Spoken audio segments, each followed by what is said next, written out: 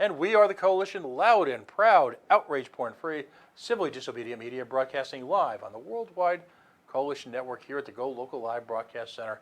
As always, deep in the heart of the city we love, Providence, Rhode Island. 365,000 stories here in the Naked City. We're going to tell a few more of them tonight.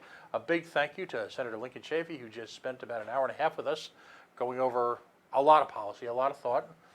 Great conversation. I hope I can have him on the show again. For those folks who might have expected a dust-up, or maybe I don't do that on the show.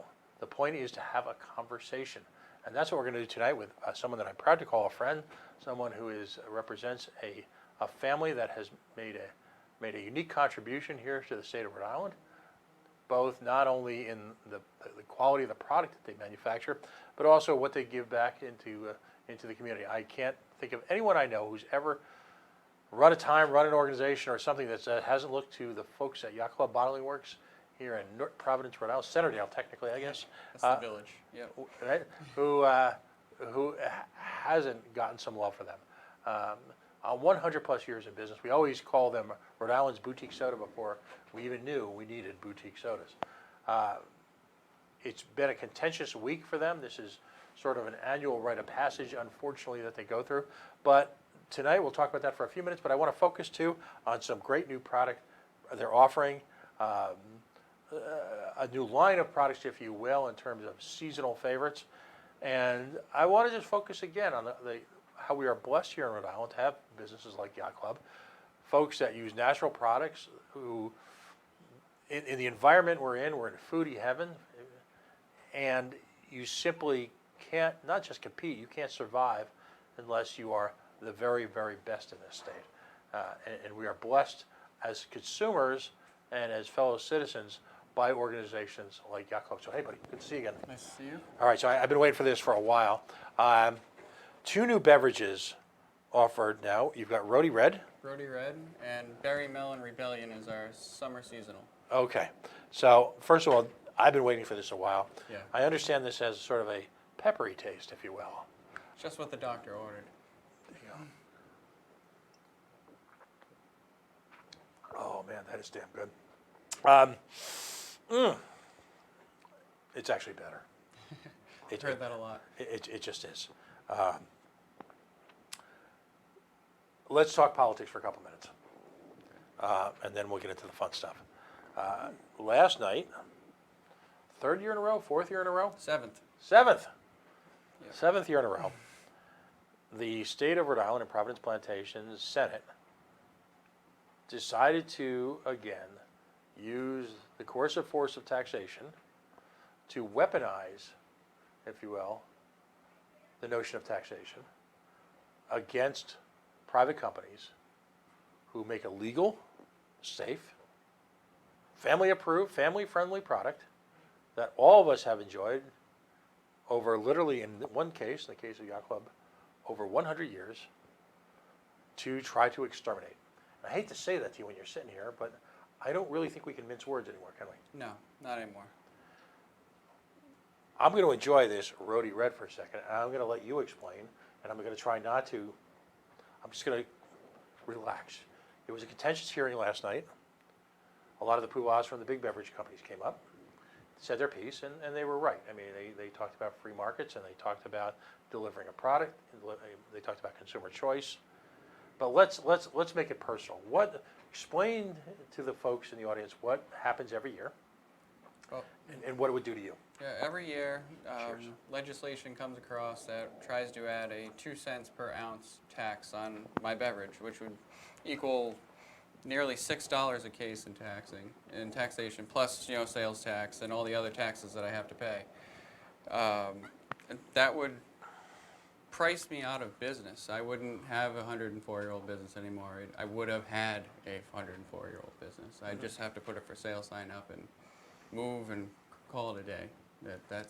There's no surviving that tax. Right. And it's every year. Now, first of all, and I'm going to phrase this as a disadvantage, because when we talk about the product, we'll position it as an advantage. But one of the challenges that you have to face is that your product uses more expensive, higher quality ingredients in what I call the refinery soda. Yeah, and the, just the packaging alone, glass bottle and cane sugar, and, you know, the high end ingredients, not the bottom of the barrel stuff. It really makes it expensive to make. So it's not. We're not making huge profits on it. We're just trying to move volume, and if they're trying to restrict volume, there goes my business plan. Right. So it's a killer. And it's that blunt. I mean, the language of the bill, and we put it up on the site, is such that the intent, as it says in the legislation, is to reduce the consumption of sweet beverages. Yeah, it's written right there. There's no backing off of it. It's what they want to do. It's right on the label what I provide. I mean, we also offer seltzers and diet sodas, so it's not like we don't have other options. If you want to drink it, you should be able to. It's your right. You're an American. I don't understand anything else. Right. And so the challenge here being is that you've always been a very positive person since I met you a few years ago, but this is a difficult place to do business in. Very. Tell us why. Taxes, fees, regulations, permits. They just keep. I say lately I've been using the term "death by a thousand cuts." Mm-hmm. It's just there's always something else coming down. There's always something that's going to cost a little bit more. Like health department fees cost $700 to be in the state. Mm-hmm. Our neighboring states are $150, $200. To be a business in the state is $400. Right. There's all these little fees and permits and taxes and regulations you have to abide by that it just almost makes it impossible to be here. Right. But I mean, we love it here. Everything we do is Rhode Island based. All of our labels are scenes from Rhode Island. Our seasonal is one of the most historic scenes ever in the country. We were the spark of the American Revolution. And I mean, everything we do is Rhode Island. So we embrace this state, and they just try to push us out on a yearly basis. So you pay significant taxes to the local community, Mm-hmm. to the state, untold number of fees, Yep. simply because, well, quite frankly, you exist. Before you open the door, you have to, have you ever, and I'm putting you on the spot here, have you ever calculated how much soda you have to sell just to feed the beast? It's a lot. It's almost $60,000 a year. Worth of soda just Yeah. to pay the state. Yeah, pay, you know, state, the federal government, the local, the town, you know, everything, all encompassing, insurance regulations, that kind of stuff. Yeah, probably about that. I'll ask you a question I asked once of the late Vincent A. Buddy Cianci. Is there anything to prevent you from manufacturing your soda out of state, having a factory store in South Attleboro, and perhaps enjoying a much more competitive landscape, while at the same time still being able to sell the product into Rhode Island? Is there anything to prevent you from doing that? Well, I'd still have to pay the tax on anything that brought into Rhode Island. Right. So it would just be the people that cross the border, which would be significant, but we're here. We are part of Rhode Island. I don't want to be Rhode Island's official soda or move out. I want to be here and thrive here. Like I really want to see that happen. Mm-hmm. I mean, I don't want to move. That's not my intention or final goal. So when Senator Cano called you and said this legislation was going to be taking place, what was your reaction to her? I never got a call. I got a call from a local town official who thought you should know about this. That's how I get my information, is from people who support the company, that are in politics and see the bills coming down.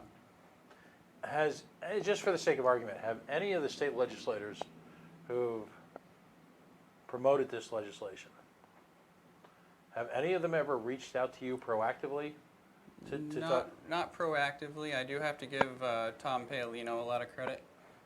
He came down after I contacted him, Right.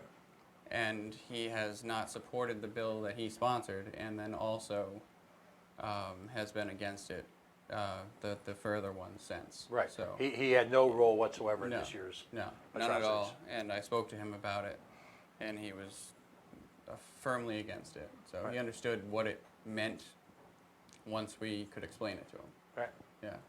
So, But he's the only one that I could really say that about.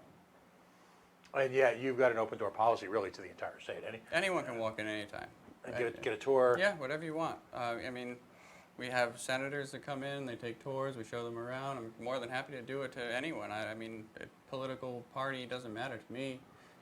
School kids, you've And got. school kids come in all the time too. We have tours from the town. They come in a few times a year from different schools, and we show them around and show them what we do. And yeah, we had a elderly home in today doing a tour because they loved the product and wanted to see how it was made. That must have been a hoot. Yeah, it was great. But we're always open. The door is always open. It's not like we're hiding anything. So come down and talk. We'd love to have you. So, since your case production, I'm Captain Obvious here, is going to be smaller than that, than say, and I'm casting no aspersion on these people. I got opportunity to meet people from Coca-Cola bottling, you know, a great American organization.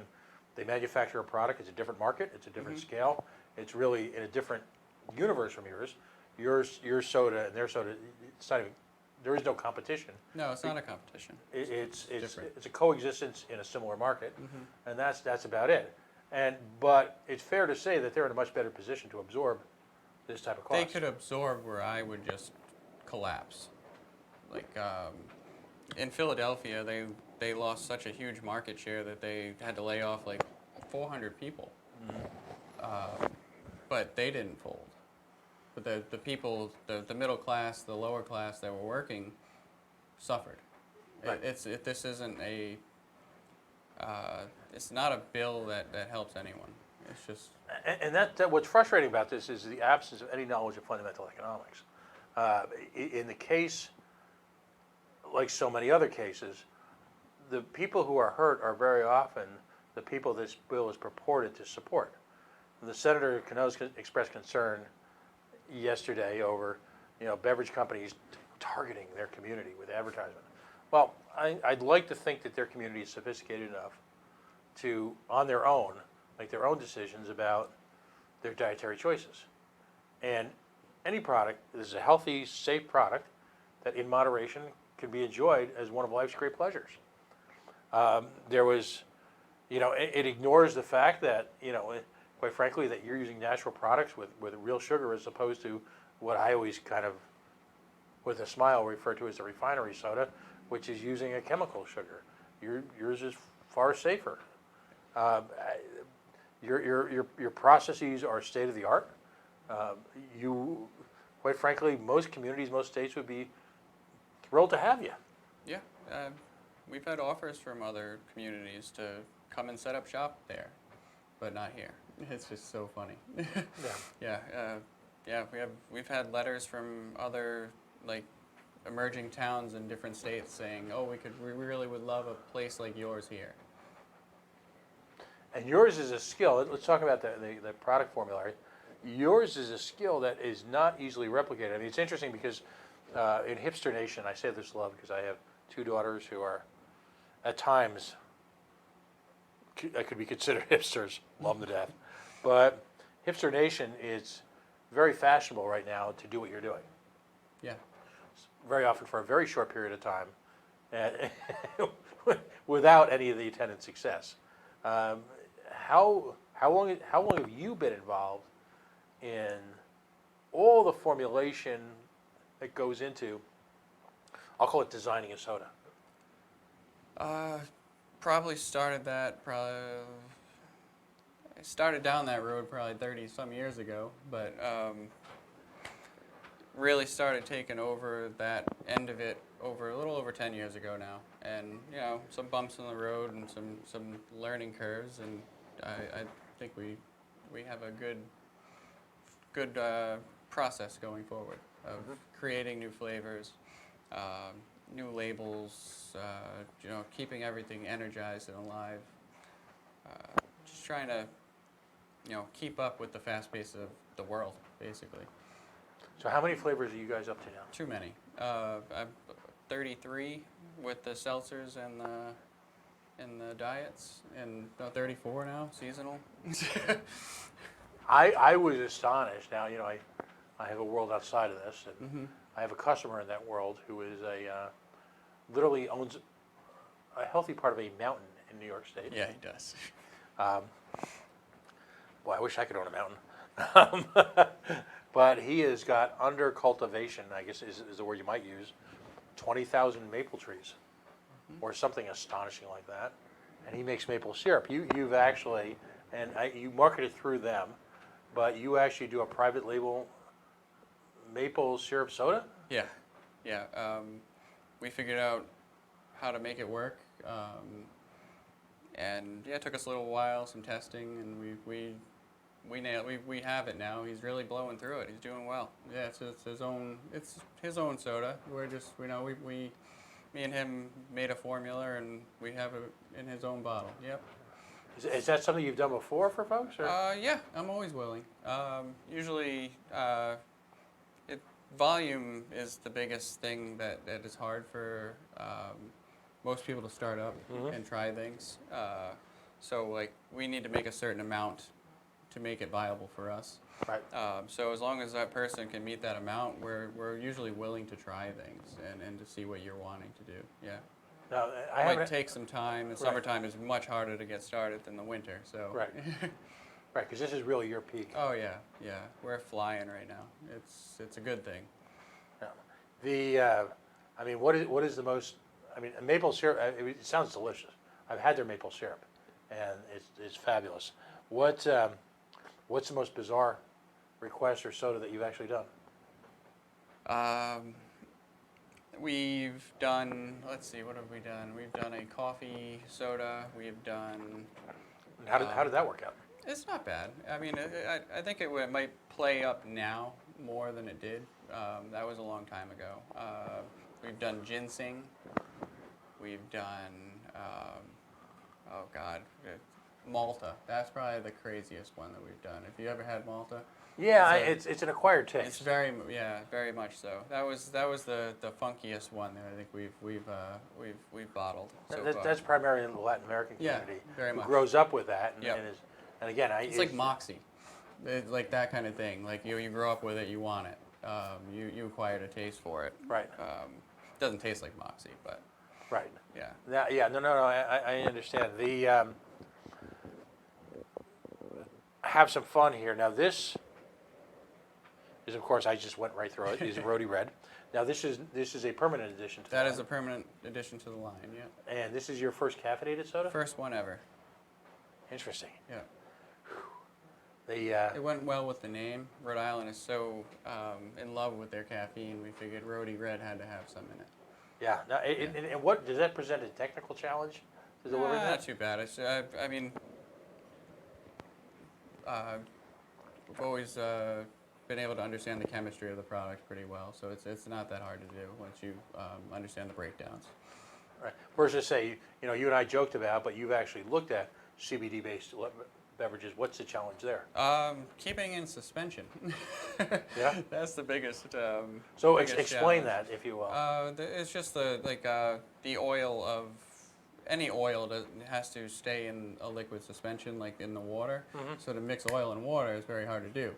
The CBD oil is one that is extremely hard to do.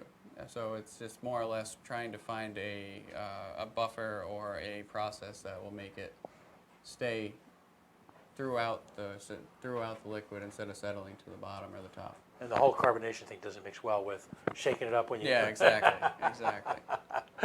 Have you So had you could do a still product without a problem because you could shake it. Have you had demand for that, or? No, we're more or less. I'm just doing my homework now because I don't. The legalities of it is very gray right now. Right. It's just very, very much a gray area. So The prospect of the DEA showing up. yeah, it's not worth it. So it's Yeah. more or less like I'll do my homework and try to figure it out. So that way, when it is legal, maybe we can do something. Yeah, it's not 100% yet. So Okay. I try to be ready. Is Okay. what I try to be.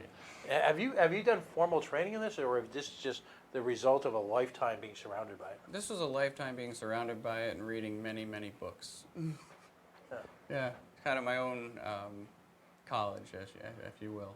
I mean, it's got it strikes me you have to be near obsessive to do it at the level that you consistently do it at. I mean, how? I mean, You don't want to know how many test batches I do. Okay. Is it how difficult is it for the consistency? Oh, I mean- once I have a formula, it's very easy to recreate. It's getting that formula Mm-hmm. is the hardest part. Okay. Yeah, so I mean, of the berry melon, Mm-hmm. I think people got sick of trying it. I was trying so many different variations and ways of making it. At first, I was just going to make a watermelon. Mm-hmm. I didn't like the way it hit your tongue. It only you only taste it in the front of your mouth. When you swallowed it, you got nothing. So then I realized that I needed something else to bring that flavor, and I found the strawberry and the watermelon worked really well. And then all of a sudden, it was everywhere, and it hit your tongue in all places, and you found refreshment. Every time I've had you on, I've tried to dig deeper into this. This is your third or fourth time on, deeper into this creative process, and because I'm being the least creative person alive, it's a challenge to me. How it's almost food to me is almost magic, because you just talked about very casually about how to develop a product which would essentially explode on your taste buds. Yeah, you don't want it to fizzle after it touches your tongue. Like when you first drink it, you'll get this burst, and then all of a sudden you don't taste anything. You don't want that. You want it to be all the way through. Yes. Yeah. So you get it on the back end too, and that's where the strawberry just kind of sits there on the back of your tongue. It's not heavy strawberry. You mostly taste the watermelon. Mm-hmm. So Because my experience with anything strawberry based has been it's been so sickeningly sweet, and yet I love strawberries. yeah. This may be the first time I've had a strawberry based soda that's doesn't taste like that. You know that really bad orange soda you had when you were kids Oh yeah. down Yeah. at a certain convenience store? Yeah. Oof. So this is all in house. This is the product of you tasting Yeah. and torturing your family over and over again. Yeah. You know, I could be on that panel. You know. Okay. That Yeah. would, No problem. you know, folks, maybe you should start a volunteer thing. Maybe you should have a reality show. That's it. Developing flavors. and Developing flavors. Watching people's facial reactions. I was gonna say, worst thing you ever. What was the worst idea you ever had? Oh God. There's been some that I haven't followed through with. I don't know. When I say worst, it sounded great, and all of a sudden you put it in a bottle, and I was like, oh my. I'm trying to think about that now. I've had some that I just would have said no. I can't do this. You know, there is a school of celery soda. Oh, I know. There's celery soda. People ask for it a lot. Mostly New Yorkers. Right. I think it's just very popular. Dr. Brown's. Yeah.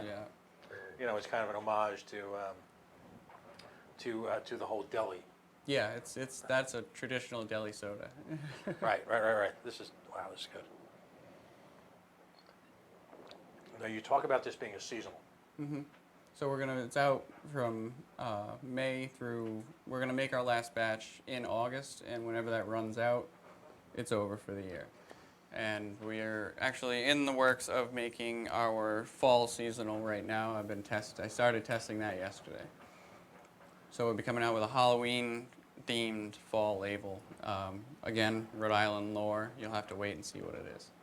And the artist who does these? The artist that does these is Frankie Galasso. He's a local. He's actually like nationally acclaimed artist that we have right here in Warwick.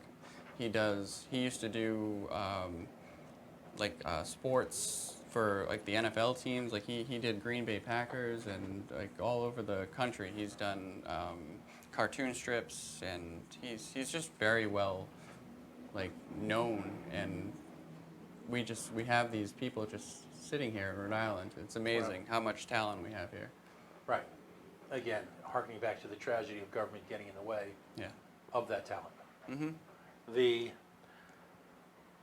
Wow, this is good. And all of our other labels are done by another local artist. It's Mike Bryce. He runs the Waterfire Market. He runs the Providence Artist Market on Hope Street. He's amazing.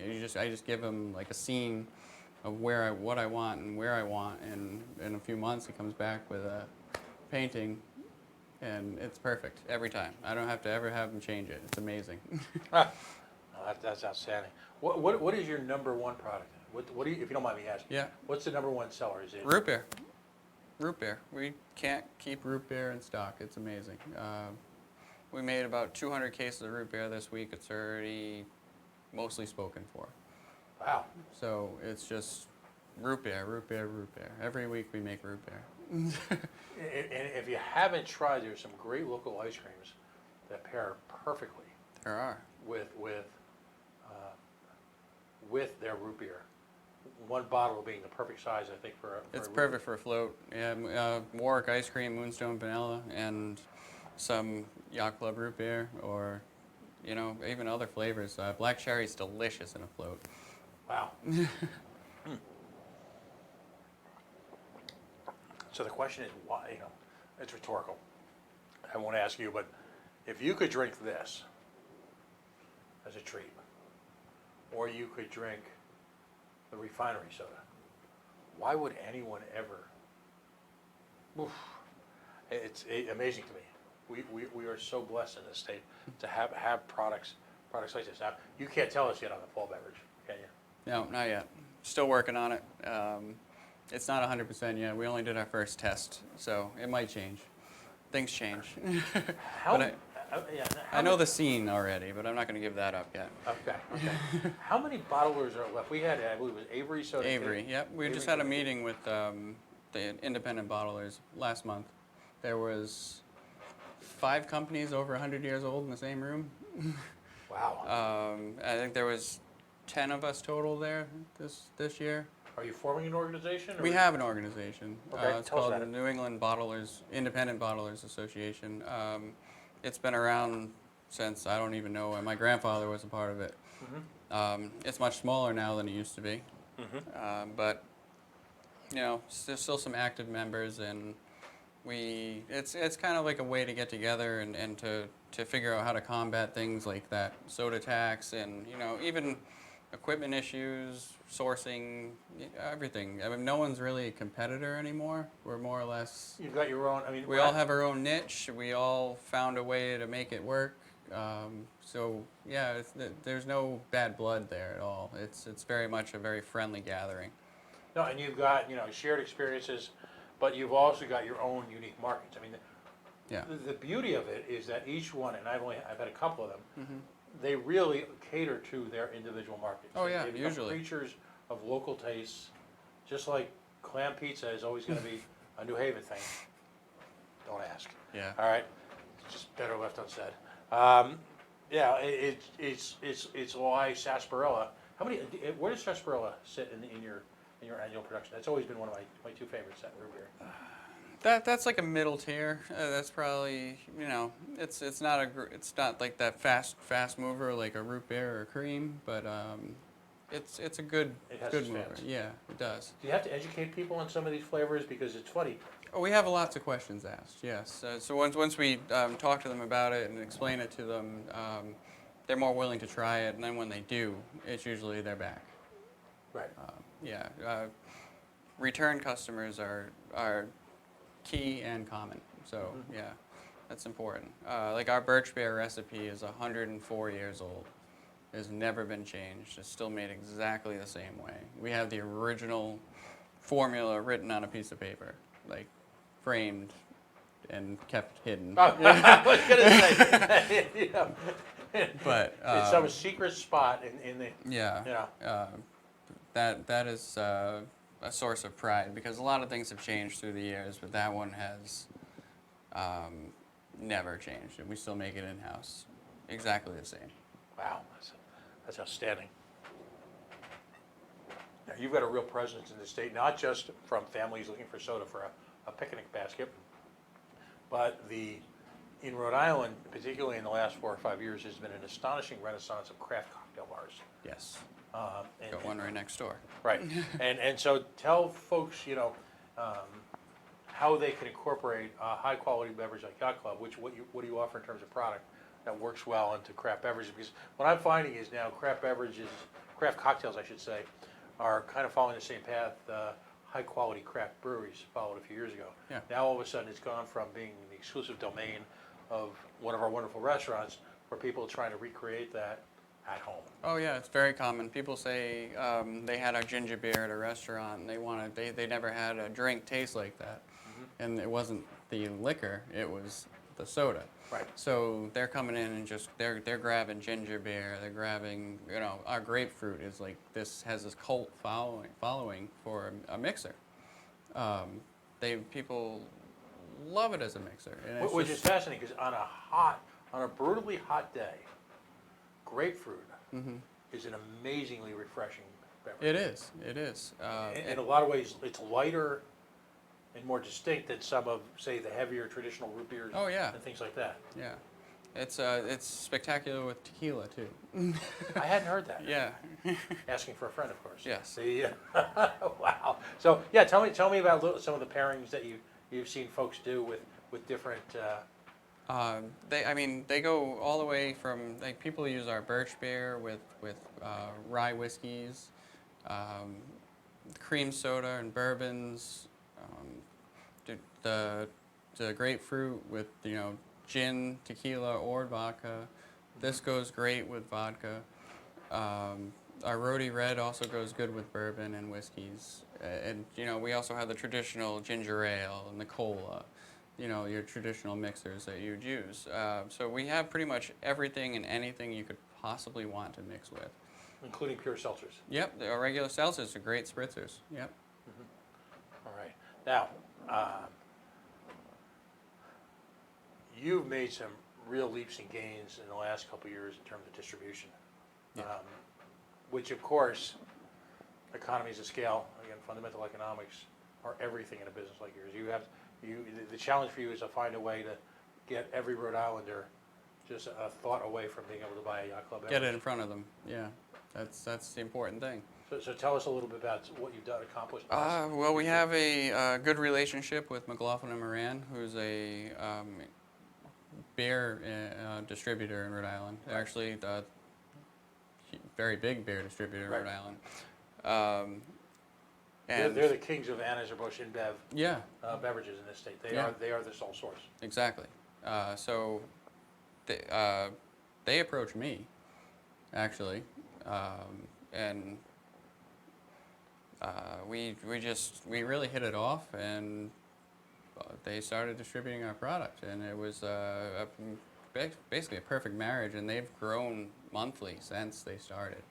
No, I mean, if someone's listening who owns a restaurant, Yeah, talk to your rep and say you want Yacht Club in there. They're more than happy to bring it. I mean, sometimes I hear in Providence their truck is filled more with my stuff sometimes than it is with anything else. So it's really, really nice to hear, and it's been more and more lately. I know some of the drivers and things like that, and they say they're seeing a lot of it. well, it's really, we talk about farm to table. In this case, it's bottler to table, but you can have a summer seafood picnic here in Rhode Island and have every single part of it be origined from within 20 miles. Oh yeah, without a doubt. Everything, including the beverage. Mm-hmm.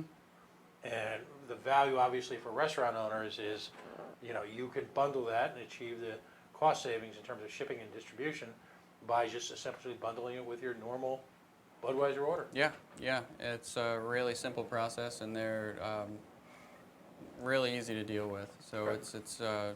it was just a great marriage because our niche was restaurants, and we saw it as an advantage to we can get into more, and they can service the ones that we're already doing, so then we can grow on our own without having to service all the ones we've already had. So we have the ability to go out and gain more customers because we're not delivering and doing all that. We still do deliveries, but Less time in the truck for you, more time. yeah, more in the time. plant, more time in development. More Exactly, more time making new things like this.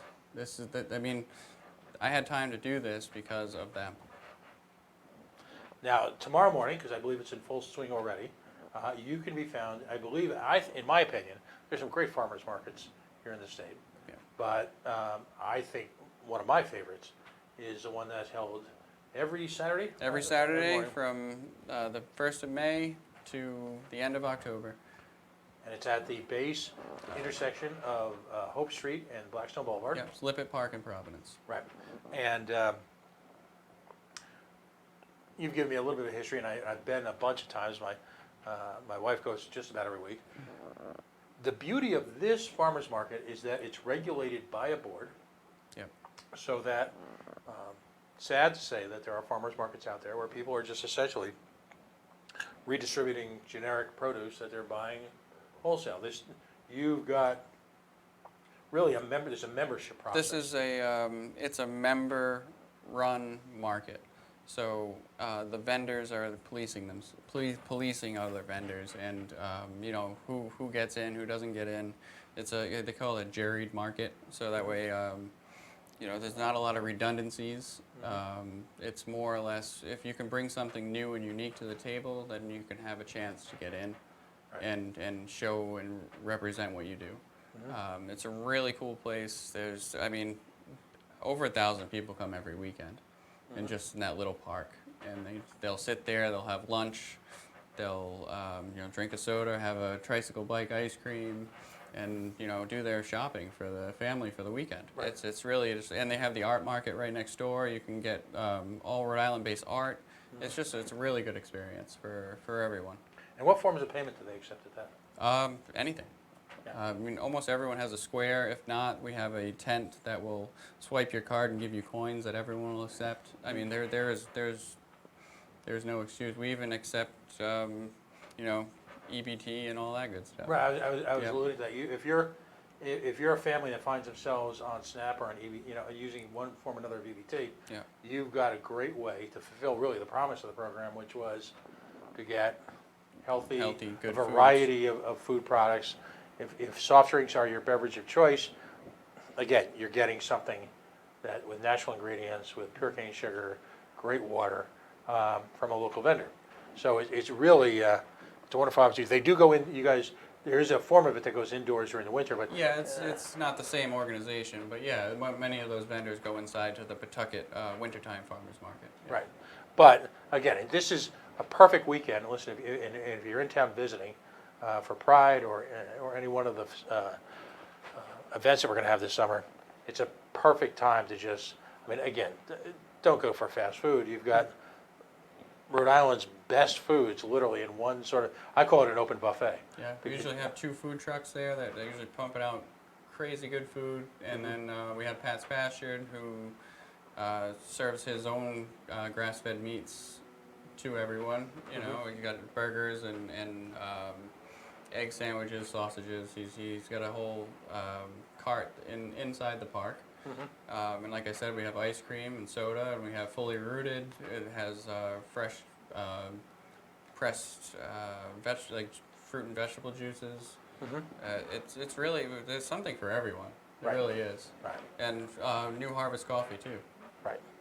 No, it's just and all. Some of these folks have bricks and mortar. Some of them don't, and that's the fun part of it because you know if they have a bricks and mortar operation, it may be out of your immediate area. Here's one place where you can just centrally do everything. Back for a few minutes, if you will, to the unpleasantries of this week. We were told, or I was told last night, that this has been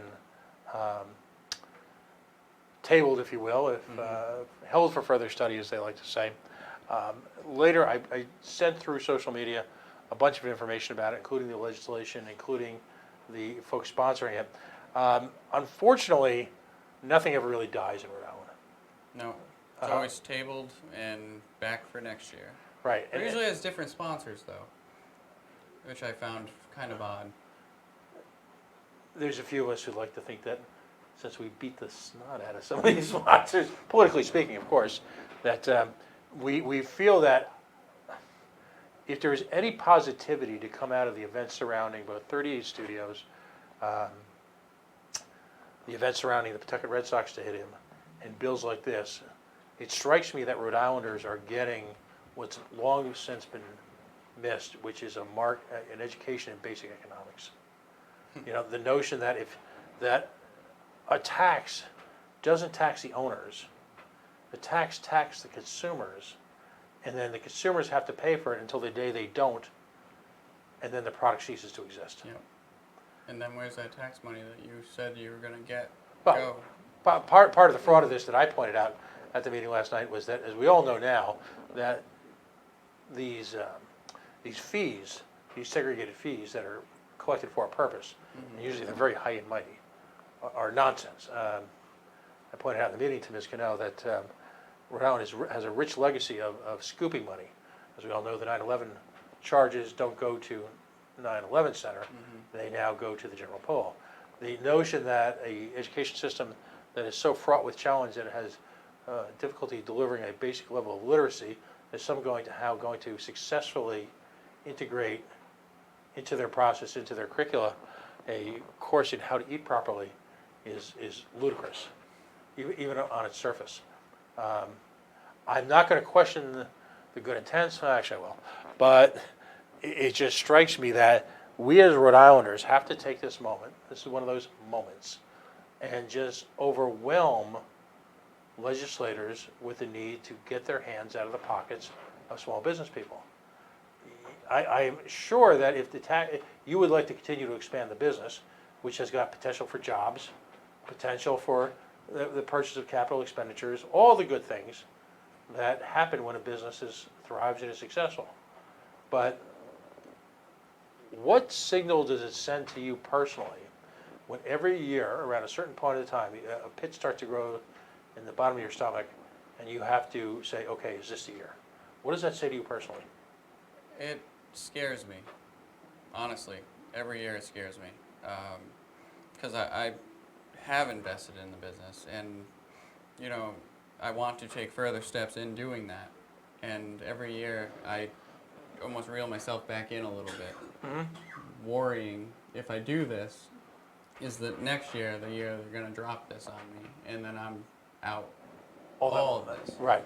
And uncertainty is the devil.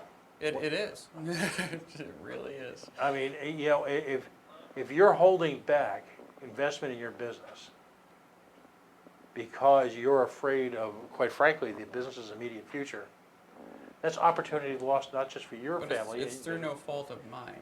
Right. That's the problem that I have. Is if they just left me alone, I'd be fine. We'd be growing. I would have grown more than I already have. It's just that I can't, because I have to do it very incrementally, because I'm almost petrified that one year they're just going to come in and say, this is illegal now, or you need this special permit for the privilege to sell your product. That's basically that's what they say in these bills, and it would devastate me if I invested everything. Right.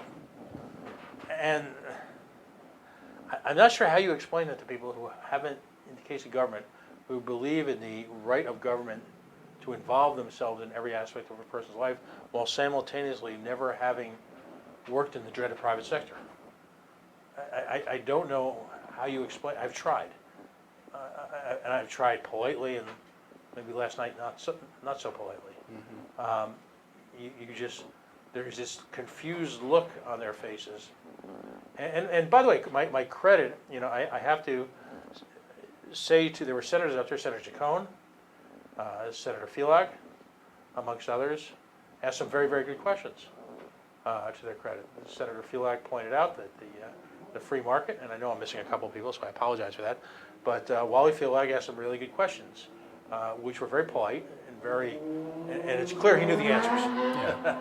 You know, but wanted to gently point it out. You know, that organization is supposed to be collegial in nature, but wanted to point out some of the issues surrounding this. And Senator Chacon was actually the one who pointed out the loss of jobs in the Philadelphia market as a result of this, to his credit. So maybe the dawn is happening. Maybe it's occurring. The trouble is, it can't happen really quickly enough. No, it can't. I mean, they passed this law in Chicago, in Illinois, and it was repealed in 6 months because of the devastation it caused to families.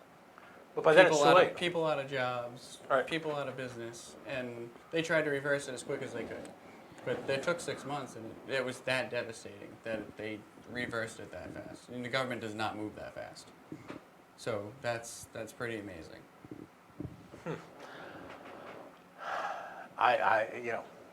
What do you say after a while? The legions and the complaints in Rhode Island are so vast when it comes to this. It takes individuals taking upon themselves to involve themselves, even if they are not at direct risk, because ultimately we all are. They'll come for all of us eventually, and at a certain point in time when it's broken, people have gone. It's just too damn late. So I hate to dwell on the negative when you get a rare chance to get out of work to visit, but again, the notion that you have to wake up every morning wondering if the tax man cometh, and he cometh permanently. The reason why I'm dwelling on it so much this time, the reason why I dwelled it on in my testimony, is maybe that's what's going to create a sense of urgency in people. The equipment that it requires. For a moderately sized business like yours, I'll say a medium-sized business, bottling equipment. Yeah. How expensive is it to buy and maintain bottling equipment? It's outrageous. It's so expensive. We maintain extremely old equipment right now. We're outgrowing it. I've purchased other equipment used because we can't afford the new stuff. That's the big boys game.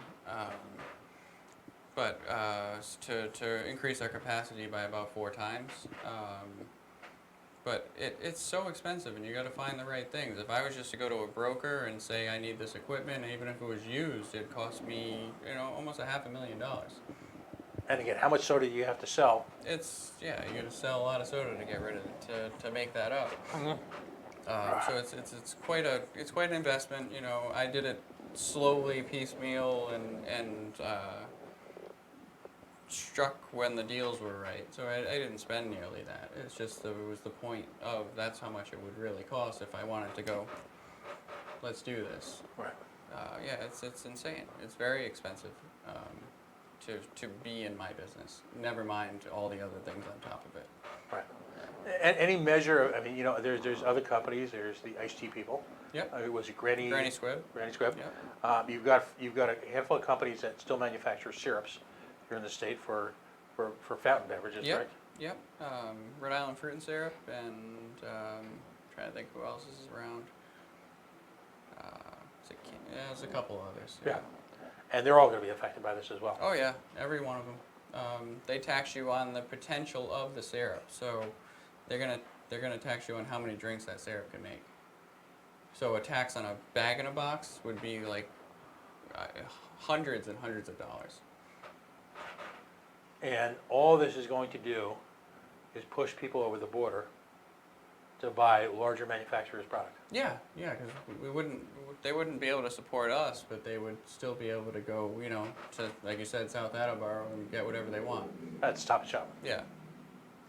BJ's, Stop and Shop, those, yeah. The guys who are going to offer, 5 cases of 12 packs on Memorial Day for $10. Yeah. As a loss leader to get you in the door. Exactly. Maybe that becomes $11, and they're still able to operate at high margins on their other product lines. But ultimately it'll affect their employment level as well. I hate to obsess over this while you're here. I want to emphasize the possibilities. Tell us where folks, give us a really broad description of where folks can purchase product. The best place to come is come right to our factory store, see what we do. We have a nice factory store right in Centerdale, North Providence, end of Middle Spring Avenue. We're open 6 days a week. Everyone is more than welcome. Whenever you see the open flags out, we're there. We're usually there before and after closing time. So I've met with you there yes, in the wee hours of the night. And now again, some area stores that have picked it up. Yeah, Eastside Market is one of our best markets that sells it. Also, we have many restaurants in Providence use it. Sandwich shops, delis, coffee shops. You can pretty much walk into a lot of places in this city and find a Yacht Club soda. Now, you no longer take the big glass bottles back, No, right? we don't. We couldn't get a piece of equipment to replace our washing machine. It cost over $1 million to get it. And that was to buy it in Germany and then have it shipped here and set up. So that probably was looking more like $1.5 million Wow. when it was all said and done. So we couldn't swing that this year. And how many generations does Gavados are involved now? Well, I'm the third. My sister has 2 kids and I have 2 kids, and we'll see what happens from there. But there's three in our family. There's the original family that had 3. And actually, we've owned it longer than the original family did now. And they're still friends of ours. The people that are left over, the grandkids and stuff. They mostly live on the West Coast now. Mm-hmm. But whenever they're in the area, they come and visit. They check it out. They think it's so cool that their family's business is still going. Yeah, we've always remained close. So, and it's Yacht Club Bottling Works and the Facebook page? Yacht Club Soda Factory Store, and check us out on Instagram at Yacht Club Soda. All right. One last time, what I'd like you to do is spend a minute or two. And again, I'm not here to personalize this on this show. There's a handful of state senators who seem to be the status du jour, this go around, who were convinced to sponsor this legislation. If you could just take a minute or two and just say to them, heartfelt, what this does to you, what this does to your family, and what it does to your business. Well, every year when this comes along, I worry if I'm going to be able to feed my family. I worry if I'm going to have a business. I'm worried if I'm going to be the one that fails a 104-year-old business, and not even to my own fault. I just want to be here, do business in Rhode Island. You can see that everything we do embraces this state. We are a promotion for this state. I just want to be here and thrive. Basically, if you just stand back and get out of our way, we'll be bigger and better in a few years. And we'd love to show you what we could do. Just come down and see me, talk to me, explain to you exactly how this would affect me. A $6 a case tax on my product is unreasonable, and it's more than I make in profit. So if that was what would happen, then I'd have to close my doors, and we'd have to find another place to either move the business or just live, because I wouldn't want to be here if basically the state kicked me out. And that's it. John Scavato, part of the Scavato family, proprietors of Yacht Club Soda, otherwise known as the Yacht Club Bottling Works, yachtclubbottlingworks.com, a 104-year-old Rhode Island-based family business that provides a safe, legal, fun product that is truly part of not the history of Rhode Island, but really it's part of the fabric of Rhode Island. Thank you. Thanks. All right, buddy. Thanks. We're going to take a quick break now. We are the Coalition Loud and Proud, Outrage Porn-Free, Civilly Disobedient Media, broadcasting live on the Worldwide Coalition Media Network here at the Go Local Live Broadcast Center, deep in the heart of the city we love, Providence, Rhode Island. Again, it's Pride Weekend, another weekend where there's just a lot of fun, a lot of friendship, a lot of family, a little bit of chaos, some great food, entire neighborhoods walled off for dance music. You don't have to be a member of the LGBTQIA community to participate in this. This is really a celebration and a recognition of everything that community has brought to this state, really in a generation, and the positive impact they've had, both spiritually and economically. Facebook.com/The Coalition Radio, on the Mighty Mighty Twitter at Coalition_radio, and of course the mothership at coalitionradio.us. Again, for all those folks who've taken the time to reach out and follow us on social media. Based on my friend's comments, I guess we're going to finally join the IG world this week. But, but again, when you're an independent media, social media is your lifeblood. We don't have the big bucks to go out and, hire billboards or do, God forbid, do ads in the Projo. That ain't gonna happen. But the simple act of reaching out to us also means a lot to us spiritually. We are the only provider in Rhode Island of what I call third rail issues. We touch on everything. And we hope to continue to do that in the coming years with your support. And at this moment, again, I want to personally thank you and your family's support of this show. You've been a sponsor for a couple of years. And without your help and the help of a few other hardy organizations in the state, this show would not exist. I hope, we feel like we're contributing something as well to the fabric of the state, and that someday we can become as part of that as you guys are. So again, thank you very much. I really appreciate it. Thanks, Pat. All right, we're going to take a quick break right now. We'll be back. Stay tuned.